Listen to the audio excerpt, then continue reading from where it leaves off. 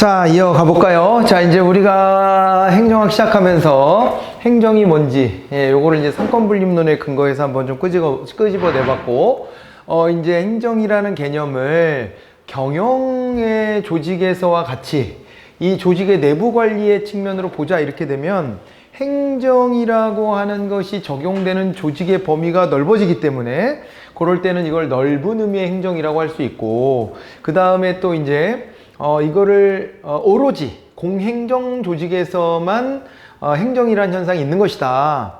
이렇게 이제 딱 잘라서 구분하기 시작하면 그러면 이제 행정이라는 범주는 좀 좁아지지만 이 안에서 공행정이 하고 있는 액션들의 또 종류는 굉장히 다양해질 수 있는 이런 성격이 있다라는 걸 말씀을 드렸습니다. 그리고 오늘날의 행정의 개념은 거버먼트 시대를 넘어서 이제 거버넌스 시대라는 말을 신조어로 만든 거죠. 원래 이거는 영어 단어인데 여기는 이제 신조어를 만든 거예요. 그래가지고 거버넌스라는 개념으로 해서 협치의 시대, 요거를 지금 열고 있는데, 이게 이제 가능해진 것은 네트워크에 기반한 바가 매우 크다, 이렇게 말씀드렸습니다. 그러니까 이제 우리가 여러 가지 이제 뭐 정보통신 기술 같은 것도 발전하고, 그러니까 물리적으로 꼭 하나의 장소에서만 만나야 되는 것도 아니고, 뭐 이러다 보니까 그 안에서 이제 거버넌스가 훨씬 수월해진 측면이 있고, 또 한편으로는 민주주의, 민주성의 확보, 이런 것들하고도 직접 관련이 있겠죠. 그래서 이제 거버넌스 시대가 됐다는 걸 봐두시면 좋을 것 같고, 그 다음에 이러한 행정 현상을 연구하는 학문을 우리 행정학이라 하는데, 뭐 유럽에서는 행정법 차원에서 행정이 뭐지? 이런 고민을 좀 해왔지만, 이게 이제 본격적으로 행정학을 열 수는 없었던 것이어서 우리는 이제 미국 중심의 행정학 이론의 전개를 공부할 거다. 그런데 그 시초는 우드로 윌슨, 1887년도에 우드로 윌슨이 행정의 연구라는 것을 발표하면서, 그러면서 이제 베버의 관료제 이론, 이런 것들이 미국 사회에 필요하다라는 것을 주창하여, 그래서 이제 행정학이 시작이 되었다, 이렇게 이제 봤습니다. 그리고 이제 초기에 이런 이제 행정학 이론을 우리가 이제 행정관리론이라고 하면서 그 안에 이제 들어오는 학자들, 그죠? 그 안에 들어오는 학자들을 이제 뭐 우리가 굿노라든가 화이트라든가 윌러비라든가 아니면은 또 이제 귤릭, 어윅 이런 학자들을 쭉 열거를 했습니다. 학자들 이름을 뭐 꼭 알아야지만 문제를 풀 수 있나요? 하면은 막 많은 문제들이 그렇진 않은데, 일부 문제들은 학자 이름을 꼭 기억해야지만 풀 수 있도록 이렇게 출제하기도 합니다. 그래서 이제 구체적으로 가능하다면 학자들 이름까지도 잘 머릿속에 넣어놓으면 유리하다. 근데 모든 학자를 다 그럴 필요는 없고요. 지금 방금 전에 언급해드렸던 학자들은 따로 출제됐던 기억이 있는 대상들이라 그런 정도는 좀 잘 봐두셔야 되고, 아무 학자나 다 기억하려고 또 하실 필요까지는 없으니까 너무 스트레스 안 받으셔도 될 것 같아요. 자, 그러면 이제 우리가 이제 행정학 이론의 전개를 조금 더 본격적으로 달아보도록 하겠습니다. 네. 자, 일단은요, 여러분 있죠? 행정학 이론의 전개.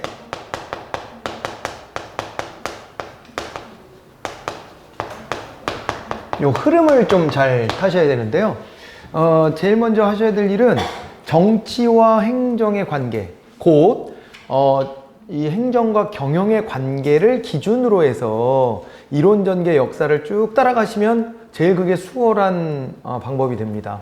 그래서 애시당초에 지금 우리가 이제 행정관리론이라고 하는 그런 이름을 붙인 요 초창기 행정학의 내용들을 좀 공부했단 말이에요. 행정관리론. 이건 왜 이름이 이렇게 붙었겠어요?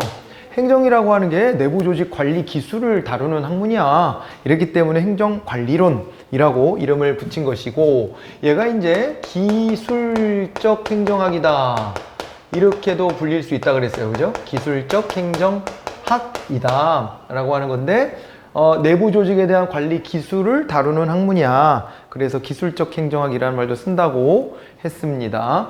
자, 그래서 여기에 이제 행정관리론 같으면은 일단은 기본적으로 정치, 행정 뭐가 된다 그랬어요? 두 가지가 서로 떨어져 나가는 것으로 봐야 된다 그랬어요. 그래서 정치, 행정 이원론이다 이렇게 봐야 되고, 정치, 행정 이원론인 것은 결국에 이제 공행정과 사행정이 유사하게 들러붙었다 라는 것을 의미하는 겁니다. 공사행정 1, 원, 론 이렇게 이제 보는 것인데요. 이거 이제 관계를 놓고 보자면 이런 도식이 가능할 것 같죠? 여기가 이제 정치의 영역인데 정치의 영역에서 행정이 독립하는 거예요. 나 독자적으로 따로 존재할 거야 이러고 이제 떨어져 나갔습니다. 떨어져 나갔는데 가서 이제 어디 가서 들러붙었냐면은 이렇게 이제 경영에 가서 들러붙었다라고 봐야 됩니다. 그럴 때 여기에 이제 겹치는 게 뭐냐? 행정과 경영이 겹치는 이 영역이 바로 이제 조직의 내부 관리다라고 하는 거예요. 관리라는 말을 잘 주목해 보셔야 돼요. 학문적으로도 그래서 행정학을 퍼블릭 어드미니스트레이션이라고 그러고 경영학을 비즈니스 어드미니스트레이션이라고 부르는 겁니다. 퍼블릭 어드미니스트레이션과 비즈니스 어드미니스트레이션, 어드미니스트레이션이란 말이 겹치잖아요. 그게 바로 이제 요 내부 관리에 관련된 표현입니다. 어드미니스트레이션은 매니지먼트라는 말하고 등치시켜서 보시면 돼요. 매니지먼트 많이 들어보셨죠? SM, 뭐 JYP 이런 거. 요즘에는 뭐 가수 누구 이제 덕질할 때도 소속사가 어디냐 이런 거 많이 따지잖아. 그잖아요. 그래서 이제 매니지먼트라는 말은 되게 익숙하게 많이 들었을 것 같아요. 그랬을 텐데 여기도 이제 자기네 조직에 대한 매니지먼트다. 달리 말하면 어드미니스트레이션이라는 말이 있다. 이렇게 해가지고 구분하시면 되는데 이 교집합 부분은 아무튼 그 관리라고 하는 측면이 겹치고 있습니다. 자, 이렇게 되고 그 다음에요. 크게 보면 여기 이제 이 행정관리론은요, 크게 보면 세 가지 정도의 특징을 가지고 이야기할 수 있어요. 또 하나는 뭐냐면요, 이런 이제 행정관리론이 딱 맞아떨어지는 또 연구 대상이 있거든요. 그게 바로 뭐냐면 과학적 관리론이라는 게 있습니다. 이건 경영학 쪽에서 특히 발전했던 건데 과학적 관리론이라는 것을 이 공행정 영역에서도 차용하려고 했던 거죠. 제가 저 과학적 관리론이 조직 내부 관리에 있어서 굉장히 또 이제 체계적이다라고 볼 수 있는 것인데 여기에 이제 해당되는 이론들이 뭐가 있느냐 본다면은요, 이 테일러라고 하는 요 학자를 또 보셔야 돼요. 테일러는요, 경영학의 아버지로 불리는 사람이에요, 거의. 예, 그래서 이 경영학 쪽에서 굉장히 중요한 인물인데 테일러가 했던 연구가 바로 이제 타임 앤드 모션 스터디라 그래서 시간과 동작에 관한 연구입니다. 동작에 관한 연구 이렇게 되는데 뭐랑 좀 연계해서 보시면 좀 좋겠냐면 포드라는 학자가 있죠. 포드. 아니 학자가 아니지. 경영인이지. 포드라는 경영인이 있습니다. 포드. 여러분들이 알고 있는 그 포드 자동차. 네, 거기 이제 창업자라고 생각하시면 돼요. 이 포드가 생산성을 끌어올리기 위해서 뭘 고안해냈냐면요. 이동조리법이라고 하는 거. 이동조리법. 이거를 고안해냈었거든요. 이동조리법은요, 분업체계의 아주 상징적인 그런 이제 대상이다 이렇게 보시면 됩니다. 그러니까 이게 뭐냐면 자동차를 조립하는데 예전에는 자동차를 조립할 때 이랬대요. T1000 뭐 이런 차가 있습니다. 예, T1000 뭐 이런 차가 있는데 거긴 옛날에 포드에서 초창기 때 개발한 모델. 그런데 이걸 만들 때 자동차를 이렇게 만드는 이 공간이 있으면 이 주변에 노동자들이 쭉 둘러쳐 있다는 거예요. 옛날에 이제 생산 방식 이렇게 쭉 둘러쳐 있다가 자기 순서를 기다린답니다. 자동차를 조립할 때 순서가 있을 거 아니에요. 조립의 순서가. 그러면 내 순서가 될 때까지 좀 기다리고 있다가 그랬다가 이제 내 앞 공정이 끝나면 그때 투입되는 거예요. 근데 이제 그러면 한 노동자가 여기에 투입됐습니다. 그럼 나머지 노동자는 뭐 하고 있죠? 구경꾼이에요, 구경꾼. 가만히 있는 거예요, 그냥. 언제 공정이 끝나나 기다리고 있는 겁니다. 그래서 순번 기다렸다가 이렇게 막 투입되고 그러니까 너무나도 이게 이제 낭비가 크죠. 이 노동자들 다 고용해놓고 노동자들 임금 다 줘야 될 텐데 그런데 이 노동자들이 계속 일하는 게 아니라 가만히 있다가 자기 타임이 되면 그때 가서 이제 일을 하고 뒤로 빠지고 이렇게 돼요. 그렇게 되다 보니까 이게 이제 자동차 가격이 올라갈 수밖에 없습니다. 단가를 못 맞춰. 그 자동차의 대중화가 잘 안 돼서 포드가 맨날 그게 고민이었대요. 포드의 그런 어떤 그 순수한 마음을 우리가 인정해서 포드를 일컬어 백색 사회주의자 이렇게 부르기도 합니다. 원래 사회주의는 평등 사상에 기반하고 있고 그 사회주의라는 건 보통 빨간색? 뭐 이런 거랑 좀 연계성이 떠오르잖아요. 그런데 백색 사회주의 이거는 이 사람이 뭐 진짜 사상가적으로 사회주의자였다라고 말하기까지는 그렇지만 이 사람도 이렇게 자동차가 다수 대중들한테 좀 번져서 모든 사람들의 삶의 질이 좀 개선되고 삶의 방식이 달라졌으면 좋겠다라는 꿈을 꿨대요. 그래서 그런 그 꿈, 희망을 반영하여 이제 백색 사회주의자라는 이런 이제 별칭이 붙어 있기도 합니다. 아무튼 간에 이 사람의 그 고민의 지점을 굉장히 순수하게 봐준 거죠. 뭐 사실은 혼자서는 이런 생각도 했을 수도 있지. 자동차가 대중화되면은 돈을 많이 벌어 대박 터질 수 있을 거야, 이런 생각을 했을지도 모르지만 뭐 이제 그런 마음이 있었더라도 아무튼 그 순수하고 좋은 마음이 담겨져 있었대요. 네, 그래서 그렇게도 부르는데 이 양반이 이제 자기 친구가 일하는 이제 그 고기 그러니까 그 정육회사에 놀러 갔다가 거기에 이제 그 소의 해체 작업을 이제 목격하고 그거를 자동차 생산에도 도입하려고 했다는 거잖아요. 그러니까 소의 해체 작업은 소를 잡으면 얘를 갖다가 이제 옷걸이 같이 생긴 거, 이렇게 S자 형태로 갈고리 같은 게 있는데 거기다가 이렇게 탁 걸어가지고 저 위에 있는 봉에다가 탁 이제 걸쳐 놓는데요. 그러면은 이제 해체 작업이 시작되는 거예요. 그래가지고 이제 사람들이 쭉 서서 부위별로 이제 이 고기를 해체해서 저로 이제 끝까지 가면 뼈만 남는 거지. 이런 작업을 하는 걸 보고, 야, 저렇게 노동자들은 쭉 서 있고 원을 그리고 있는 게 아니라 자기가 일해야 될 그 지점에 딱 서 있고 거기에 이렇게 이제 만져야 될 그 대상 물건이 지가 이동해 가면 그 노동자들이 노는 시간을 줄일 수 있지 않을까라는 생각을 한 거예요. 그래갖고 고안한 게 뭐냐면 컨베이어 벨트예요. 컨베이어 벨트 들어봤나요? 컨베이어 벨트. 요즘에도 이게 하는 방식이죠? 이렇게. 그래서 이제 자동차 차체를 여기다 탁 얹어. 그러면 이게 자동으로 이렇게 진행이 되는 거죠. 진행이 될 때 노동자들이 이렇게 둘러서 있는 게 아니라 이렇게 위치하는 거예요. 이해되죠? 그래서 이제 이게 이제 지나오면 내 공정을 하는 건데 얘는 이제 이렇게 시간 텀을 두고 계속 어떻게 하고 있는 거예요? 계속 가는 거예요. 응? 맞나요? 이렇게 계속 가니까 노동자 입장에서는 자기 공정 끝내고 계속 노는 게 아니라 또 이제 다음번 차가 조립돼야 될 차가 이렇게 오겠죠. 이제 그거를 고안해낸 겁니다. 그러니까 얼마나 단가를 크게 낮췄겠냐고요. 자동차의 대중화에 기여했다. 이렇게 이제 일컬어집니다.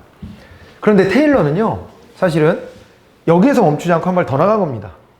시간과 동작의 연구는 어떤 거냐면, 자, 이거예요. 여기 근데 이 노동자들, 컨베이어 벨트에 서 있는 노동자들한테 똑같은 시간을 줄 필요가 있나?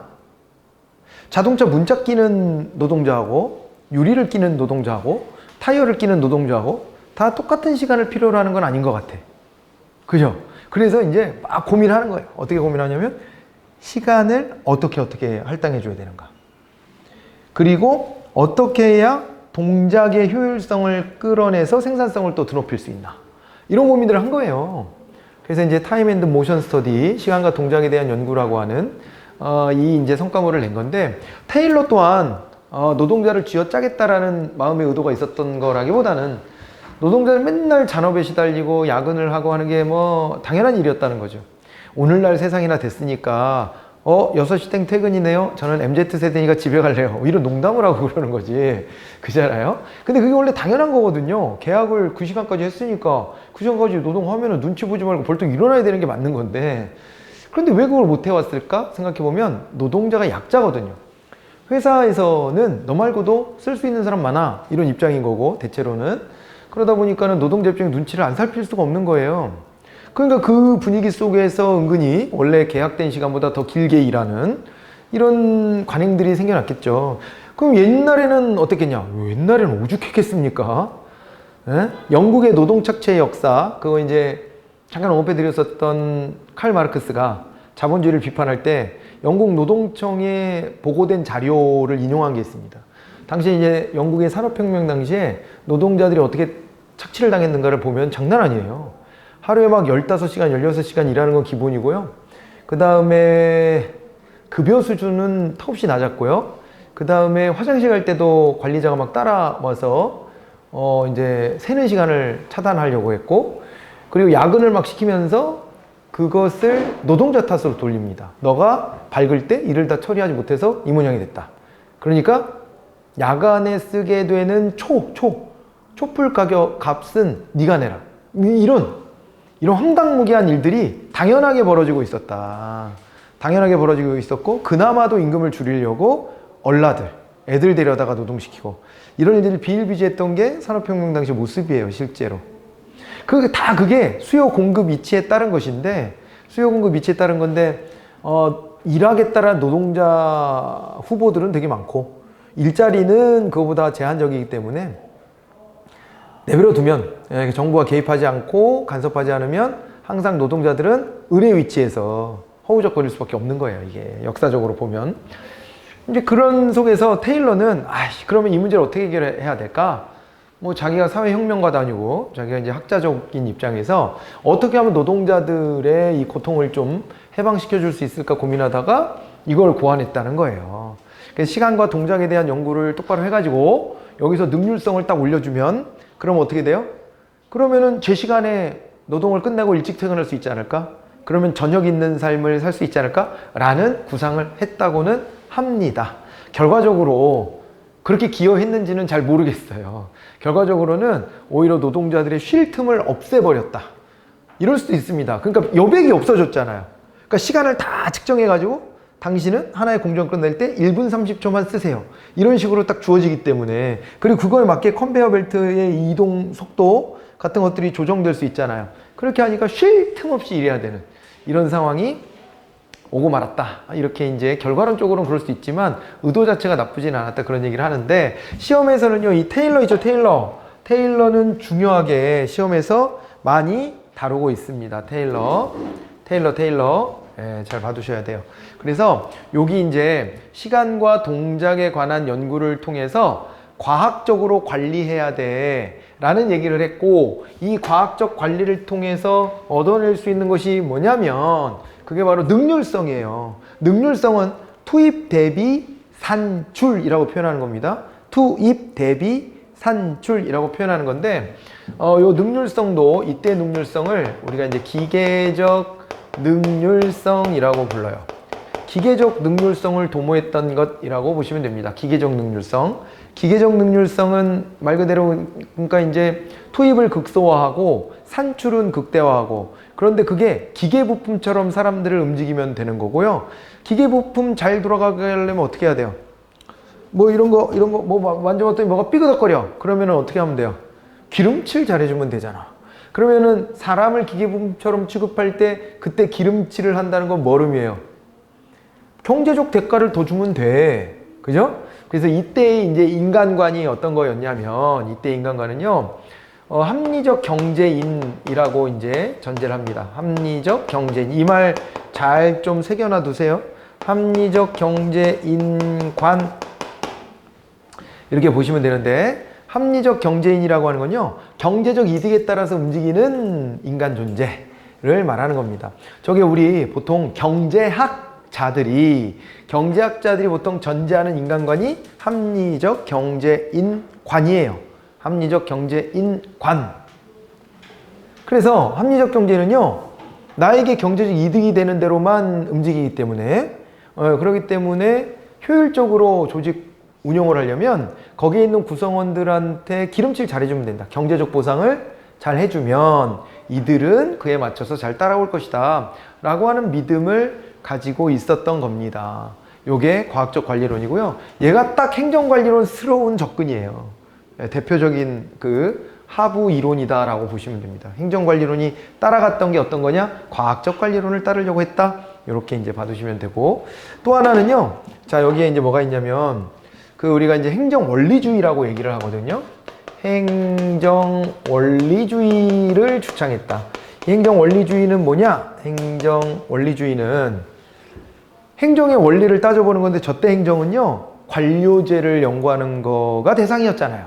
그래서 어떻게 되냐면, 행정원리주의는, 요거는요, 관료제의 조직 원리. 이렇게 보시면 됩니다. 결국에는 행정원리주의란 관료제의 조직 원리를 내세우는 거예요. 연구자들이. 많은 학자들이 그래서 아까 우리 봤던 윌러비, 어윅, 귤릭 뭐 이런 학자들 있잖아요. 그런 학자들이 관료제가 어떻게 작동하는지 이런 거에 관심을 많이 기울였고 거기서 관료제는 이렇게 굴러가는 거야 라고 하는 원리들을 자꾸 이제 선언하고 그랬단 말이에요. 예전에 막스 베버도 관료제는 이런 거야 라고 얘기하면서 가장 이상적인 관료제라면 이렇게 돌아갈 걸 뭐 이런 걸 제시했었어요. 그걸 이념형 관료제라고 합니다. 머릿속은 아이디얼 차원에서 아이디얼 타입이라고 그러는데 이념형으로 아이디어 차원에서 접근하는 거예요. 아이디어 차원에서. 아시겠죠?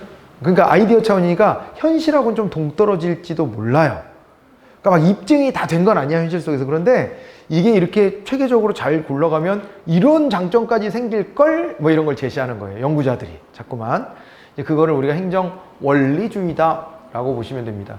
이 세 가지를 중심으로 보시고 그 다음에 여기에 이제 관련된 학자들을 우리가 이제 윌슨 선생도 얘기했었고 그 다음에 이제 굿노우 같은 학자도 얘기했고 화이트도 얘기했고 뭐 그 다음에 윌로비 같은 학자라든가 아니면 귤릭이나 어윅 같은 학자들이 있었다. 뭐 이렇게 이제 제시를 해드렸던 겁니다.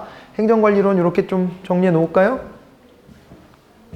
됐죠 이제 요거 정리는 초창기의 모습이에요.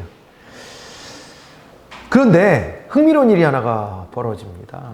흥미로운 일이 벌어지는데 이 과학적 관리론이 먼저 약간 비판을 받게 돼요. 예. 요 다음 단계에 이 과학적 관리론을 비판하는 이론이 등장하게 되는데 원래의 의도는요 사실은 과학적 관리론을 비판하는 목적이 아니라 과학적 관리론을 입증하고 싶었대요. 여기 있구나. 자, 과학적 관리론을 입증해내고 싶었대. 과학적 관리론을. 그러니까 이제 뭐냐면은 이런 겁니다. 야, 과학적 관리론은 너무 체계적인 것 같아. 응? 야, 이거는 뭐 대박이야 정말. 이렇게만 한다면 인류는 금방 엄청난 경제 성장을 이룰 것 같아. 그리고 행정 관료 조직도 되게 일을 적은 인원으로도 잘 해낼 수 있을 것 같아. 이런 기대감을 막 주는 거예요. 그래서 이 과학적 관리론이라고 하는 게 각광을 받았고, 그래서 저거를 입증하려는 연구들, 그러니까 사례 연구를 하는 거죠. 그런 시도들이 꽤 많이 이제 벌어지는 겁니다. 사례 연구. 사례로 입증해 주는 것도 매우 중요한 가치가 있거든요. 그래서 이제 그렇게 가려고 했는데 그런데 말이죠. 희한한 일이 벌어집니다. 한 연구소가 과학적 관리론을 입증하려고 이제 시작을 했는데 하다 보니까 이론과 현실이 너무 다른 것 같아. 잘 안 먹혀. 이게 왜 그러지? 고민이 돼가지고 장래선에서 안 되겠다 싶어서 하버드에 있는 메이오라는 학자를 찾아갑니다. 메이오라는 학자를 찾아가서 우리가 이만저만한 연구를 하고 있었는데 과학적 관리를 입증하려고 했는데 잘 안 돼요 선생님. 이거 어떻게 해야 됩니까? 이거 좀 구제해 주세요. 그랬더니 가만히 있어 보게. 그럼 내가 한번 나서 보겠네. 이러고서 이제 현장에 이제 찾아갑니다. 그때 이제 이루어졌던 연구가요, 서부전기회사라고 하는 그 회사였고요. 그리고 이제요, 여기에서 이제 과학적 관리를 입증하려고 그랬는데 그 이론대로만 이게 돌아가지는 않는 거예요. 그래가지고 요게 한번 볼게요. 이제 그래서 나중에 메이오 교수가 내린 결론을 우리가 인간 관계론이라고 이제 지칭하게 됐습니다. 지칭하게 됐는데 메이오라는 학자예요. 여기서는 메이오라는 학자고요. 그 공장이 서부전기회사의 호손 공장이라고 하는 곳이었어요. 그래서 이제 호손에서 벌어진 실험이었다. 그래서 호손 실험 이렇게 부릅니다. 메이오의 호손 실험으로 뭐가 입증이 됐냐면요, 이 기계적 능률성을 추구하는 것이 한계가 있다. 이걸 입증한 겁니다. 인간은요, 경제적 이득이 있으면 그거에 따라서 다 움직일 수 있다. 돈으로 이렇게 기름칠해주면 좋은데? 그러고 쫓아간다. 근데 그게 없는 건 아니에요. 없는 건 아닌 걸 저는 저 스스로도 임상을 했었는데 내가 깜짝 놀랐어. 나의 이 천박함을 깨닫고 반성하려고 했었는데 어디서 강의를 해도 어디는 나한테 대가를 좀 더 많이 주는 데가 있고 어디는 그 대가가 같은 강의를 해도 좀 적은 데가 있을 수 있잖아요. 계약 관계에 따라서는. 그런데 어디선가 딴 데보다 더 많이 이렇게 주겠다 그러면 나도 모르게 더 땀을 많이 흘려가면서 강의하고 있는 나 자신. 나도 모르게. 아니, 학생들은 어디서나 다 소중하잖아요. 그러니까, 물론 겉으로 보면 티가 잘 안 나. 겉으로 봤을 때는 같은 강의를 하고 있어. 누가 봐도. 그거는 들여다봤을 때 저 인간이 강의를 달리하네. 여기는 설렁설렁하고 저기 되게 열심히 하네. 이게 티날 정도는 아니었겠지만, 제 스스로가 마음속에서 마음가짐이 좀 달라지는 것 같은 그런 느낌을 받고, 내가 역시 합리적 경제인이구나. 기름칠 더해주면 더 열심히 노력하려고 하게 되는구나. 라는 걸 깨닫게 됐는데, 학생들을 위해서는, 우리 같은 직업에 있는 사람은 그렇게 일하면 안 되겠죠? 네, 그래서 막 반성하고 그랬어요. 근데 누구에게나 있을 겁니다. 어디 나한테 월급 좀 더 준다 그러면 직장 옮겨 다니고 해요, 안 해요? 하지 왜 안 해?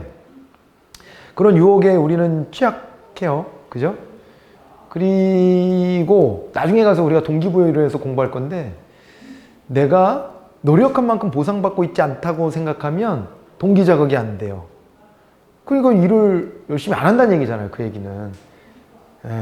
그런 모습들이 실제로 존재한다는 겁니다. 인간 내부에는. 있어, 이게 다. 그런데 나는 그러면 합리적 경제인이기만 한 존재인가? 생각해보면 너무 부끄럽지 않아? 인간이? 그렇지 않아요? 물질적 이해관계 때문에 모든 행동을 다 결정하고, 거기에 따라서 이끌려져 간다? 무슨 피리 부는 사나이에 쫓아가는 레밍도 아니고, 이게 인간을 그렇게 보기에는 인간은 좀 복합적이지 않나요? 아니, 내 스스로 경제적인 이익을 쫓아가는 욕망도 있지만, 이것만으로 모든 걸 다 설명할 수는 없잖아요. 그러지 않나? 여러분들은요, 야, 여기 좋은 투기거리가 있어. 너 돈 조금 넣으면 엄청나게 돈 벌 수 있어. 그러면요, 해보고 싶죠? 그래?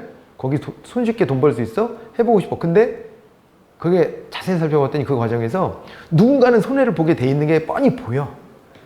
그러면은 그럼에도 불구하고 여러분들은 그 일을 할 수 있어요? 없어요? 없어요? 확실해? 없어? 예를 들면 청년들 대상으로 해갖고 왜 그런 거 많이 하냐면 피라미드 판매 조직 이런 거 막 하잖아요. 그래갖고 여기에서 너 주변에 있는 사람들 막 끌어모으면 너 돈 많이 벌 수 있어. 너 여기 다이아몬드 달잖아? 장난 아니야. 막 이러면서 꼬드기는데 많이 가잖아요. 근데 그러면서 모두가 다 돈 벌 수 있는 구조다라고 하지만 그거 사실 한 번만 생각해보면 내가 꼬드기 온 사람들이 물건을 사주면 그 물건 매출액에서 일부를 나한테 떼어주겠다는 거다 보니까 내가 불러온 사람들이 또 다른 사람들을 불러오고 또 다른 사람 불러오면 그 과정에서 이게 새끼치고 내가 피라미드에서 위쪽으로 올라가게 됐을 때 밑에 있는 사람들이 노력하는 성과를 나도 조금씩 나눠 갖는다. 이 구조잖아요? 그렇기 때문에 애써 그래 이런 식으로 가면 누구나 돈 벌 수 있어 라고 하는 주장에 그래 맞아 이렇게 할 뿐이지 속으로는 이러다 보면 저 밑에 있는 사람들은 손해만 보겠는데 누군가는 언젠가는 손해를 보겠는데 하는 생각을 왜 못합니까? 다 알지? 바보야? 다 알지? 다 알아. 그리고 주판을 튕겨봤을 거야. 여기서 이게 내가 밑자락에 막판에 내가 들어온 건지 아니면 내가 아직은 초기여서 밑에 사람 많이 늘리면 나는 일하지 않고도 딴 사람이 노력한 걸 나눠 가질 수 있는 건지 그 생각을 하고 아마 그런 피라미드 조직에 발을 담글걸? 사람들이? 에이, 사람들이 그런 것도 판단을 못한다고 가서 몇 마디 들어보면 알지? 자, 그런데도 그 안에서 열심히 활동하는 사람도 있거든요. 그래요, 안 그래요? 그런 사람도 있지만 어떤 사람들은요, 나 이거 이상해. 나 이런 거 안 할 거야. 라고 뿌리치고 나오기도 해요. 그래요, 안 그래요? 그러기도 해. 인간은 경제적 보상만으로 모든 걸 다 설명할 수 있는 그런 존재는 아닙니다. 사실은. 돈만 보고 하면 할 수 없는 일들이 있어요. 저도 우리 학원이 요즘에 공무원 학원들 어려우니까 공무원 학원 한번 잘 좀 재건해 봅시다. 이거 필요하니까 공무원 시험 보는 학생들 어디 가서 공부합니까? 그러니까는 현장 강의 같은 게 너무 없고 그러니까 우리 이거 좀 필요하다. 이런 거 좀 잘해보자. 그리고 우리 관리까지 해가면서 그러니까 어디 인강 신청하면은요 대부분은 인강 완강도 안 해. 인강 신청하면 완강률 몇 %인지 알아요? 저는 다 알지. 몇 %인지. 정말 적어요. 완강 제대로 안 합니다. 그런데 이제 처음에는 야, 그러면 돈도 덜 들고 나 혼자 가서 어디 주변에 가가지고 공부할 수 있는 장소만 하나 얻어서 공부하면 되지 않을까? 이렇게 생각하지만 대부분 실패한다. 그래서 이렇게 사람들하고 분위기도 같이 이렇게 으쌰으쌰 느껴보면서 누가 옆에 잔소리해주는 사람도 필요하고 그런 거예요. 아침에 좀 늦게 한번 째려보는 사람도 있어야 되고 이럴 필요가 있는 거예요. 사실은 학원에서 해줄 수 있는 일은 그 정도입니다. 고작 사실은 공부는 여러분들이 스스로 하는 것인데 그럼에도 불구하고 옆에서 그 째려봐주는 힘이 매우 커요. 그리고 강제로 여기 앉아갖고 어떻게든 수업을 완강하는 거잖아. 뭐 뜨문뜨문 딴 생각이 좀 들 망정, 그럴 망정 버티고 앉아있는 게 매우 소중한 거예요. 그러니까 이런 마인드를 가지고 우리 학원 이 어렵다고 해서 쉽게 접지 말고 어떻게든 우리가 버텨봅시다. 우리 손잡고 한번 해봅시다 라고 제가 주변에 있는 아는 다른 선생님들한테 제안하거나 했을 때 혹은 제가 그런 제안을 받았을 때 거기 그 요즘에 학원들 힘들어서 돈이 얼마 안 되지 않나? 돈이 얼마 안 되면은 노력만 하고 뭐 얼마 되지도 않는 거 나 안 할래 이렇게 판단할 수도 있지만 다른 한편으로는 그래 좋은 취지로 하자는 거고 또 그 다음에 또 나랑 친한 누군가가 좀 도움 좀 달라는데 내가 그거를 야멸차게 싫어 이렇게만 하기도 좀 그래 이렇게 생각해서 그 일을 선택하기도 하지 않아요? 그럴 수 있잖아. 그래 안 그래? 여러분들 주변에 친구나 가족들이 뭐 할 때 특히 가족이 뭐 부모님이 김밥집을 해. 김밥집을 하는데 맨날 일손이 딸려갖고 난리야. 근데 그렇다고 거기서 직원 하나 또 더 쓰면은 돈도 안 남아. 그래서 쩔쩔매고 있으니까 내가 다른 일 직장이 있지만은 쉬는 날이 되면 제가 일찍 일어나서 나가서 거들어 드릴게요. 이거는요 합리적 경제인으로서 선택할 수 있는 일입니까? 아닙니다. 절대. 뭔지 알겠죠? 절대 그런 선택을 하는 게 아니에요. 다른 기준을 가지고 선택하는 거예요. 이게요 한 직장 안에 동료들끼리도 있더라는 거예요. 이것도 하나의 사회 집단이 되잖아요. 이제 그래요 안 그래요? 사회 집단이 됐기 때문에 그 안에서 인간관계라는 게 싹이 튼 거야. 그래서 내가 어떤 판단할 때 옆 사람 입장도 같이 한번 고려해보고 말이야. 그런 거 있잖아요. 그러니까 동료가 부당한 대우를 받고 회사를 잘릴 때 옆에 있는 동료들이 연대해주기도 하잖아요. 이 사람 잘려면 나도 잘라! 이러고 버티고 그렇게 하는 건 합리적 경제인으로서의 선택은 아니잖아요. 그런 관계가 보인 거예요. 이 연구를 해보니까. 아니 그래서 이게 여기는 이제 비공식 조직이 중요한 거거든요. 여기서는 이제 그래서 이제 결국에는 공식 조직 중에서도 특히 관료제 조직 있죠? 이거를 중심으로 판단을 하고 있었던 거예요. 근데 여기는 좀 달라지는 겁니다. 달라져. 이 색깔이 아니었나 보다. 이 색깔인가 보네. 여기서 보면 인간관계론에서는요.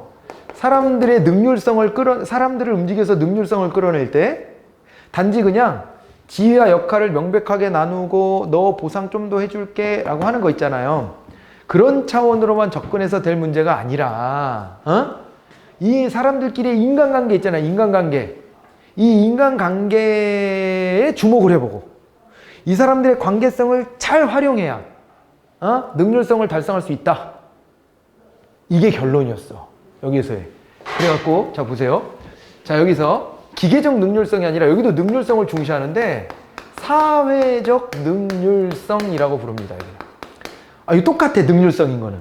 능률성인 게 똑같다는 거는 꼭 이것도 시험에 출제되는 포인트니까 잘 알아두셔야 돼. 얘도 결국에는 어떻게 사람들을 잘 관리해서 기업의 이윤을 더 많이 창출할 수 있나 이걸 고민했던 건 마찬가지예요. 여기나. 그러나 얘는 단지 사람들을 기계 부품처럼 취급하고 기름칠 잘해주면 잘 움직일 거야 라고 믿었던 반면에 여기는 그렇지 않은 측면도 있다는 것을 발견해낸 거지. 실증해낸 거예요. 그래서 여기서 이제 가지고 있는 인간관은 사회인이에요. 이거를 사회인관이라고 부릅니다. 사회인관. 인간관이야 이게. 인간관인데 인간은 합리적 경제인으로서의 행위들도 하지만 다른 한편으로는 사회적 존재로서 주변에 있는 사람, 내가 소속돼 있는 집단의 다른 공동체 일원들, 이런 사람들의 영향도 받는다는 거예요. 어? 그래서 이들끼리 모여져 있는 비공식 집단이 있거든요. 비공식 집단 내지는 비공식 조직이라고 하는데, 여기에 관심을 갖는 거예요. 이 비공식 집단이라고 하는 건 뭘 말하는 거냐면, 비공식 집단은 요거는 공식 조직 내에서 자기들끼리의 관심이나 취미에 따라 자발적으로 형성되는 거예요. 자발적으로 결사한다. 좀 어려운 말 쓰면 이렇게 되는 거거든요. 어떤 게 있냐? 뭐 공개적인 동아리 활동 같은 것도 들어갈 수도 있지만, 어떤 경우는요 335 끼리끼리 모여다니는 무리들이 있죠. 그것도 비공식 집단, 비공식 조직이에요. 그런 식으로 다니면서 서로 영향을 주고받는 거야. 그래서 거기서 누군가 분위기를 주도하면 거기서 스르륵 스르륵 움직이는 거예요. 그런 경우들이 있어요. 예전에 학원 초창기 때는 그런 사건도 있었어. 어떤 학생이 학원에 그렇게 적대적이진 않았거든요. 그런데 좀 나이 많은 친구였는데 주변에 있는 다른 학생들한테 영향력을 갖기 시작하는 거야. 막. 자기가 이렇게 뭐 챙겨주고 이러면서. 그러다가 저 수험생이 무슨 생각이 들었던지, 우리 그냥 따로 나가서 우리끼리 스터디 해가면서 그러면서 따로 공부해볼까? 이렇게 이제 바람을 잡아가지고 한꺼번에 몇 명이 우르르 나간 거예요. 우르르 나간 다음에 뭐야 이게? 그러고서 뒤늦게 파악해봤더니 그런 일이 벌어졌던 거예요. 그러니까 결국에 뭐냐면 비공식 집단, 관리가 안 돼서 학원에서도 많은 손해를 입은 거지. 어떻게 보면 나가서 잘 되진 않았습니다. 궁금하니까 계속 추적해봤지. 연락되는 친구들한테 해봤는데 좋진 않지. 스터디가요, 자기들끼리 스터디하면 안 돼. 스터디를 하더라도 어떻게 해야 되냐면 철저한 기준을 제시해주는 통제자가 있어야 돼. 그러지 않으면 놀자판 됩니다. 그래서 망해. 스터디 같은 거 하면 일단은 공부가 재밌고 잘 되는 것 같고 이런 느낌을 줘. 몇 명이 모여서 서로 막. 근데 한두 번 할 때는 우리 잘해봅시다 이러고 모여서 하지만 시간이 지나잖아? 그럼 이제 농담을 던지기 시작하고 그러다 보면 오늘 뭐 저녁 때 맥주 한잔 할까가 되고, 이러다 보면은요 모였을 때 농담이 반 이상 뭐 이제 장난치고 막 웃기고 서로 막 이렇게 변질돼 대부분. 그래서 모르는 사이끼리 서로의 통성명도 하지 않은 채 시간 되면 탁 모여서 스터디하고 헤어질 거가 아니면 되게 위험해요. 그래서 그때 사실은 그 전에 그래서 이런 위험성 때문에 학원에서 그런 거 하지 말라고 해놨었거든. 그러니까 자기들은 이런 거 하면 더 즐겁고 재밌게 공부할 수 있는데 왜 그러지? 막 그러면서 나간 거야. 나갔는데 잘 안 됐지. 당연히 그렇게 하면 안 된다니까요. 제가 그랬잖아요. 공부에는 왕도가 있다고. 여러분들보다 제가 수험생활 수십 년 더 했어. 사실상 간접 경험이든 뭐든. 그랬기 때문에 케이스들을 너무 많이 알고 있다. 임상실험의 결과가 내 머릿속에 다 있다. 그래서 그런 거 하면 실패하더라 라는 얘기를 해주는데 잘 안 들어. 당사자들은. 경험을 안 해봤으니까. 꼭 찍어 먹어봐야 이게 똥이었네? 그거 뭐 알지. 항상. 그게 뭐 인간의 숙명 아닙니까? 누구나 다. 그래서 경험 많은 사람 얘기를 좀 들으려고 노력하면 당장은 좀 이득이 돼. 그럴 때도 있어요. 아무튼 그런 경험도 있는데 그때 이제 다시 제가 깨달았지. 현실 속에서. 내가 이 이론을 모르는 바도 아닌데 야 여기 관리가 안 돼갖고 이거 파악을 안 해서 문제가 됐구나. 이렇게 됐는데 그 이후부터는 뭐 학원이 의도하지 않았는데도 이런 관계가 되게 커지지가 않고 학원이 되게 조용한 분위기로 바뀌었어. 그 이후부터는 학원에 가보면 거의 절간 같아. 항상 절간 같고, 그러다 보니까 분위기가, 그래서 수업 시간에 아무리 농담을 해도 아무도 안 웃어. 그 애로사항이 좀 생겼어. 옛날에는 무슨 얘기만 해도 안 웃긴 것 같은데 막 웃고 웃어주고 막 이랬는데 지금은 이제 웃지도 않고 뭐 얘기하면 가만히 이렇게 있고 뭐 그런 경향이 좀 생겼습니다만, 어쨌건 여러분도 공부할 때에는 이 절간 같은 분위기 아주 좋다. 뭐 그렇게 되기도 했는데, 어쨌건 이런 게 막 자꾸 생겨나게 마련이에요. 근데 사실은 뒤로 보면 몇 명이 이렇게 모여다니거나 통성명하고 좀 친하게 지내는 사이들이 있더라고. 근데 이제 그것이 어떻게 돼요? 그것이 이제 전체 조직 내에서 잘 관리되지 않으면 전체 조직, 이 공식 조직 자체도 무너뜨릴 수 있다. 이 힘이. 그런 거예요, 이게. 그거를 여기서 밝혀냈다.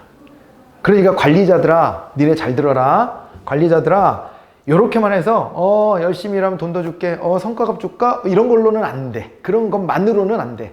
이런 것도 필요하긴 하겠지만 그런 것만으로는 안 되고 뭐도 필요해? 누가 친한가 이런 것도 잘 보고, 그 다음에 친한 애들끼리 뭘 획책하진 않나 이런 것도 잘 보고, 그리고 거기에서 나름 리더격을 하는 사람을 회사편으로 만들어 놓고, 그죠? 그 사람을 통해 갖고 뭔가 좀 언지를 해주고, 그 사람을 설득하고 그러면 그 집단이 다 같이 또 이렇게 따라와주고 하는 거 있다. 잘 그래서 그걸 관리해라 라고 하는 메시지를 준 거예요. 엄청난 변화예요. 이게 이제 되게 긍정적인 면은 어떤 거냐면 사람에 대해서 복합적으로 판단하기 시작했다는 거예요. 사람은 기계가 아니에요, 실제. 사람은 5만 가지 감정이 있는 존재잖아요. 감정이 있는 존재. 응? 저는 되게 소심해가지고 옛날에 중학교 때인가 학원을 조금 다니다가 그만둔 적이 있어요. 그 수학 선생님이었는데 평소에 나한테 친절한 것 같았었거든. 근데 수업 시간에 이렇게 강의하고 나를 보다가 이렇게 칠판으로 돌아갔는데 그때 나의 한참 질풍노도의 시기에 그때 나를 째려본다라고 생각했어. 그냥 이렇게 무표정하게 돌아가는 거 있으실 수 있잖아요. 그런데 나를 째려봤나? 아니겠지? 아니야. 날 째려봤을 거야. 이러면서 그러다가 안 다닐래. 짜증나. 그리고 안 간 적도 있어. 극히 소심해서 소심해서 특히 그때 질풍노도의 시기에 그런 적도 있는데, 인간은 아무튼 골치 아픈 존재야. 그래서 이게 온갖 이 감정이나 뭐 여러 가지 복합적인 요인들이 막 작동한단 말이에요. 그렇게. 그래서 얘가 왜 학원을 안 나오나, 학원은 벙쪘을 거야. 이렇게 생각해 보면 왜 안 나오지 얘가? 이상하네. 뭐 잘못해 준 것도 없는데 왜 금방 안 나오네. 아이씨, 그러면 새끼 그거 공부 안 할 놈인가 보다. 그냥 그랬겠지 뭐. 그랬을 텐데 나는 그게 아니라 삐진 거야. 삐졌어. 유천 선생님이 갑자기 날 째려보나.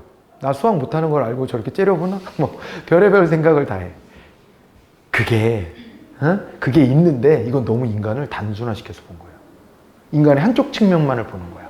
근데 여기는 인간을 중심에다 놓고 고민하기 시작한 거예요. 그 전에는 인간에 대한 고민이 아니에요. 그냥 인간도 기계 부품처럼 취급하자 이거였지, 인간이 중심이 아니었는데 여기는 인간을 중심에다 놨어. 그래서 이 이후에 연구들이 굉장히 풍성해집니다. 사람을 중심에다 놓고 사람의 특성을 고민하기 시작해. 그런 점에서 매우 의미가 있어. 이런 걸 잘 기억해 놔야 돼요. 그런데 비판도 있습니다. 비판도 있는 건, 야, 니네 뭐 사람을 중심에다 놓고 연구하는 척 하면서 결과적으로는 쥐어 짜내기 하자는 거네. 조직의 능률성을 도모하자는 거네. 결국엔 노동자들을 어떻게 이용해가지고 이윤을 더 많이 뽑아낼까에 대한 관심에서는 변함이 없네 라는 비판을 받아요. 그래서 이제 그 비판 중에 하나가 젖소사회학이라는 표현이 있어. 여기에 능률성이잖아요. 여기도 이 색깔인가? 능률성이잖아요. 그래서 인간에 대한 관심이 있다면서, 그러면서 결국에는 이거 아니냐, 젖소를 키우는데 젖소에다가 이렇게 그 뭐지, 뭐라 그러지? 그 착유하는 뭐 그 있잖아, 그거.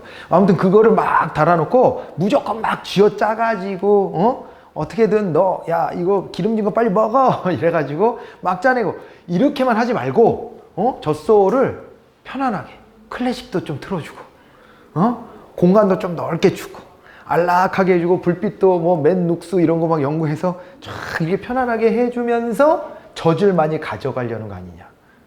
인간을 젖을 짜내는 젖소처럼 취급하면서 방법만 달리할 뿐이지 결국에는 인간을 생산의 도구로 여기는 거 아니야? 라는 비판도 있어. 항상요, 언제 어디서나 그 프로 불편러들이 항상 있습니다. 그래서 긍정적인 면만 이렇게 막 평가해주는 관점만 존재하는 게 아니라, 다른 한편으로 보면 불편함을 호소하는 사람들이 있어요. 야, 너 결국에는 이런 식으로 해서 사람을 이용해 먹는 거는 똑같잖아. 너도 나쁜 놈이야. 막 이렇게 지적하는 거지, 한편으로는. 근데 그런 과정들이 어떻게 보면 학문을 더 발전시켜 온 것도 맞아요. 불편하니까 또 다른 관점에서 또 접근해보고 다른 주장을 해보고 뭐 이렇게 하면서 학문이 발전하거든요. 그렇게 생각을 하시면 좋을 것 같습니다. 자, 아무튼 이 젖소사약이라는 비판도 있다라고 하는 것까지를 봐둘까요? 이런 속에서 요 인간에 대한 관심을 토대로 해서 다음번 행정학 이론이 나타납니다. 자, 이제 이 행정관리론에서요, 요렇게 끌고 나와 볼게요. 끌고 나와 보는데, 요 인간관계론이 또 영향을 미치기도 해요. 영향을 미치기도 했는데, 그런데, 결정적으로는요, 주변 환경이 좀 달라졌습니다. 행정학이 고민해야 될 거리가 생겨버렸어.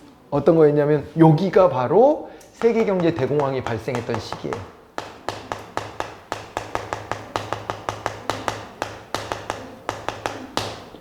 그래서 미국에서는 뉴딜 정책 같은 게 나왔죠.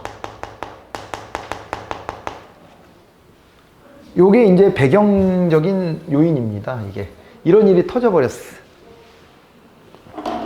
그 전에는요, 행정학이 이제 탄생했잖아요.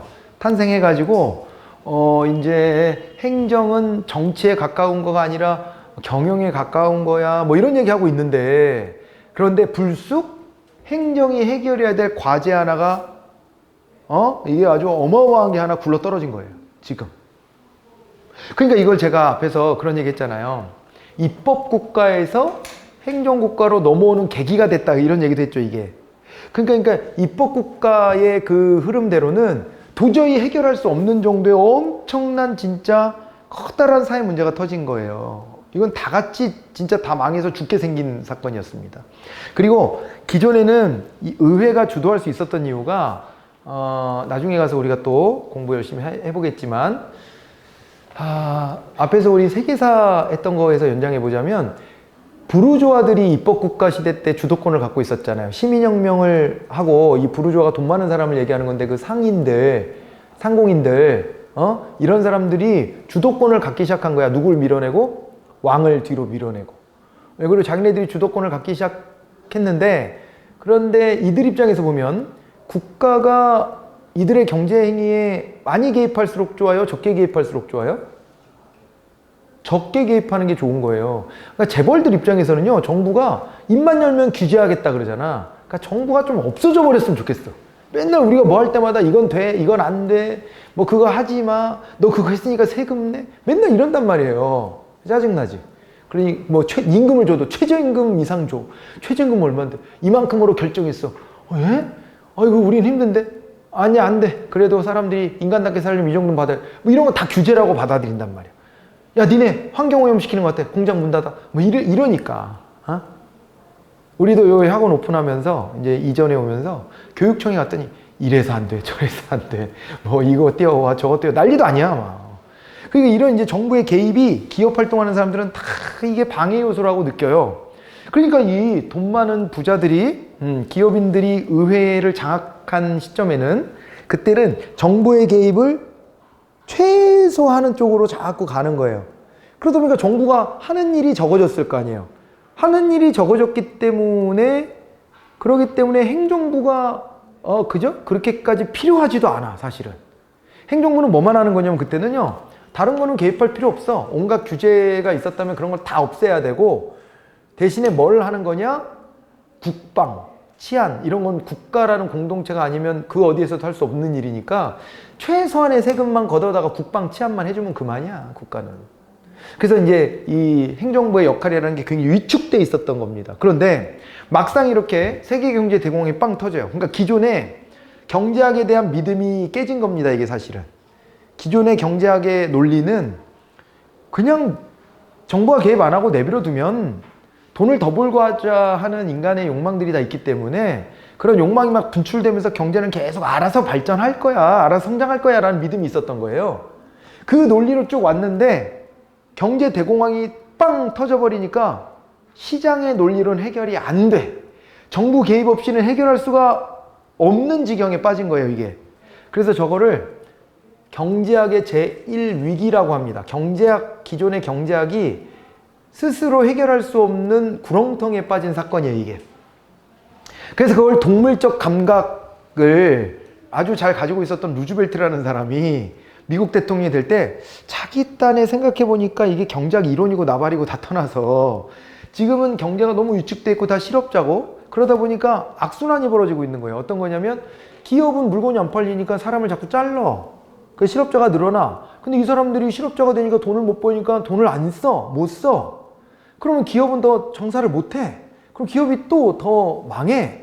그러면 실업자가 더 늘어. 뭐 이런 악순환이거든요. 기존 경제학이 어떻다 저떻다 다 떠나서 이 문제를 해결하려면 그러면 정부는 돈을 찍어낼 수 있는 권능을 가지고 있으니까 돈을 좀 찍어가지고 이걸 갖다가 이 돈으로 땅이라도 파괴해야 되겠다. 그러고 돈을 주자. 이런 생각을 한 거야. 루즈벨트가 어떤 정책을 펼쳤냐면요. 여기다 쓸 것까지는 없지만 세부적으로 보면은요. 강바닥을 파는 사업을 해요. 강바닥을 파. 강을 정비해. 안 하던 짓을 하는 거예요, 정부가. 그러려면 사람들을 고용해야 되잖아요. 고용하고 그 사람들한테 월급 주는 거예요. 댐도 막 짓고 이런 것도 해요. 그리고 그렇게 하다 보면 이 사람들이 소비를 할 거라고 믿는 거거든요. 소비를 할 거라고 믿어서 일할 능력이 되는 사람은 국가가 직접 고용해서 월급을 주고 그 다음에 일을 할 능력이 안 되는 사람들한테는 복지 혜택을 주는 거예요. 소비라도 하라고. 소비라도 하라고. 소비라도. 그러면 기업이 이제 어때요? 문 닫았던 기업들이 다시 재개하고 물건을 만들고 그럼 사람을 다시 고용하기 시작할 거야. 근데 여기서도 문제가 되는 거는 뭐냐면 사람은 고용하는데 계속 노동 착취를 하고 임금을 많이 안 주면 고용된 사람도 소비 여력이 그닥 많이 회복되진 못해. 그러니까 어떻게 하냐면 노동권도 보장해 주기 시작해요. 루즈벨트가. 실제 다 했던 정책들이에요. 루즈벨트가 야, 노동자를 보호하기 위한 법도 만들자라고 제안해가지고 그래가지고 그걸 와그너법이라고 하는데 이 법을 만들어서 노동자의 최소한의 권익을 실현해 줍니다. 그래서 고용이 늘어나면 이 사람들이 적당한 임금을 받고 그 임금을 가지고 또다시 소비해 주고 이렇게 바꿔주는데 정부가 나서지 않으면 아무도 그 역할을 할 수가 없는 구렁텅이에 빠져 있다 라고 생각해서 루즈벨트가 이걸 과감하게 지른 거예요. 이론이 먼저 정립된 게 아니고요. 정치인의 동물적 감각으로 밀어붙인 겁니다. 근데 그게 먹힌 거야. 그때 행정학자들이 반성하는 거예요. 야, 행정학이 사람에 대한 관심이 너무 좀 뜸했던 것 같고 근데 마침 인간관계론 연구가 좀 있었으니까 이거를 좀 계승하면서도 현실의 사회 문제를 지금 행정인이 대통령은 정치인 출신이긴 하지만 지금은 행정인이잖아. 이 행정인이 이걸 막 밀어붙이고 있는데 이론적 뒷받침을 우리가 너무 못 해주고 있는 거 아니야? 이거 뒷받침을 좀 우리가 해줘야 되는 게 우리의 사명 아니야? 행정학자들의 사명 아니야? 이런 생각을 하기 시작한 거예요. 그래서 정치와 행정은 다른 거고 행정은 정치랑 달리 따로 떨어져 나가서 내부 조직 관리를 하면 돼. 이런 생각하는 거가 한가해 보이는 거예요. 지금이 그럴 때냐? 이러는 거죠. 지금 그럴 때야? 행정학이 정착으로부터 독립한다. 이런 거가 지금 중요한 게 아니라 행정작용이 이 경제 위기를 극복해 나가는데 이론적으로도 뒷받침을 받을 수 있게 많이 우리가 연구로 펌프질 해줘야 된다. 이런 생각을 하는 학자들이 나타난 거고 이거를 뭐라 그러냐? 통치기능론이라고 불러요. 그러니까 정부가 제 기능을 하고 통치력을 발휘할 수 있도록 학문적으로 뒷받침해 주자 이런 의미겠죠 이게? 통치기능론? 알겠나요? 그래서 통치기능론의 대표적인 학자가 누가냐면 디목이라는 학자가 있어요. 이 디목은 인간관계론에서도 언급되는 학자예요. 걸쳐있는 학자야. 그래서 사람들이 중요한데 이 사람들이 경제위기로 고통받고 있는데 이들이 다시 경제적으로 회복할 수 있게끔 뒷받침해 주자 행정학이 이런 생각을 했고 나중에 가면 애플비 같은 학자도 있어요. 대표적인 학자로 이 두 명 정도를 우리 언급하고 있습니다. 디목과 애플비가 통치기능론이에요. 그래서 경제위기를 극복하는데 행정학이라는 학문도 요거를 잘 뒷받침해 줘야 된다 이런 생각을 한 겁니다. 그래서 이들은 어떻게 가냐면 자 이게 기능적 행정학이라는 표현이 나와요. 기능적 행정학이요. 기능적 행정학 그렇게 되고 그 다음에요. 그러니까 이게 기능, 국가의 기능, 행정의 기능이 무엇이어야 되냐 이런 거에 대한 고민을 한 것이고 그 다음에 이거를 이제 비판하면서 정치행정 이원론을 비판하면서 여기서는 정치, 행정, 일원론이 된답니다. 정치행정, 일원론 둘을 붙여버렸어. 시험 무지막지하게 나옵니다 이거. 정책행정 이원론에서 정책행정 일원론으로 돌아왔어. 왜? 정치와 행정이 유기적으로 돌아가면서 사회 문제를 해결해야 되거든, 지금. 행정학의 독자성, 야, 됐어. 그런 게 지금 중요한 때가 아니야. 라고 하는 거예요. 그러다 보니까 공행정과 사행정은 같은 게 아닙니다. 공사행정 이원론이 되는 거예요. 이원론.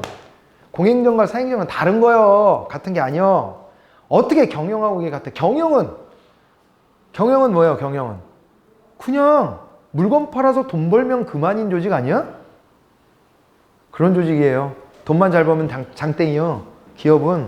그런데 공적 영역에 있는 이 정부는 어때요? 돈만 잘 벌면 장땡이야?